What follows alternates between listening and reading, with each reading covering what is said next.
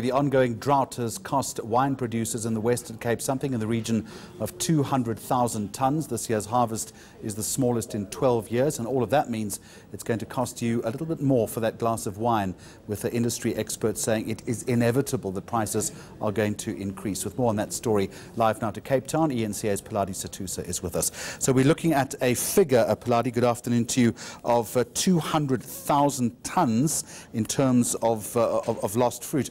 What does that actually mean in terms of production? So that translates to roughly 170 million litres of wine that couldn't be produced this year.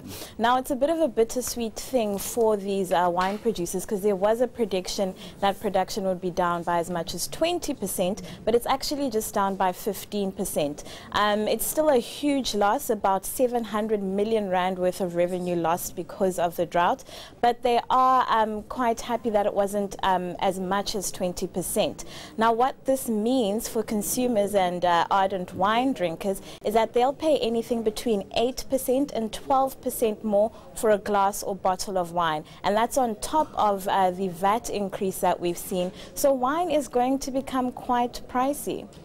And also, inevitably, as they deal with this 200,000 tonne loss, I'm assuming that down the line, if not already, Pheladi, this is going to have an impact on people working on farms. In other words, there's a jobs consequence here.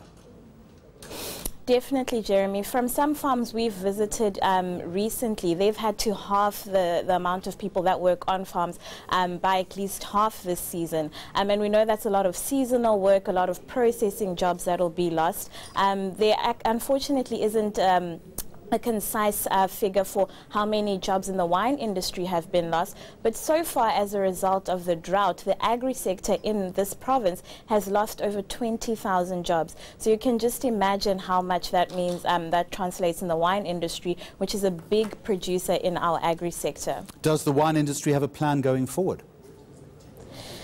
The plan that they're quite excited about it is to be a bit more innovative. So when it comes to something like irrigation, for example, looking at drip irrigation, and using a lot less water to produce quality grapes.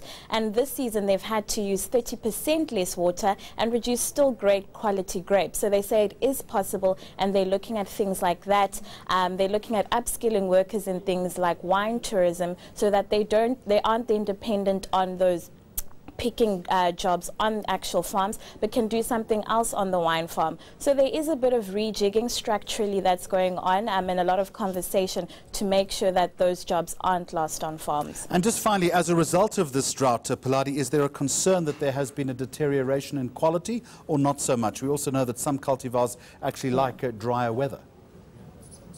Yes, so particularly like in the Swartland region, they love those dry grapes, and they've had an amazing harvest this year as a result of the drought.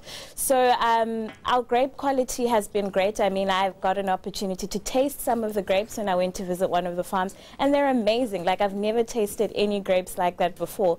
So quality-wise, apparently we're still doing great, and it shows from our exports and domestic sales. So things on a quality perspective are still quite okay. I think the only thing we have to worry about going forward is that price point. All right, around 12–15%.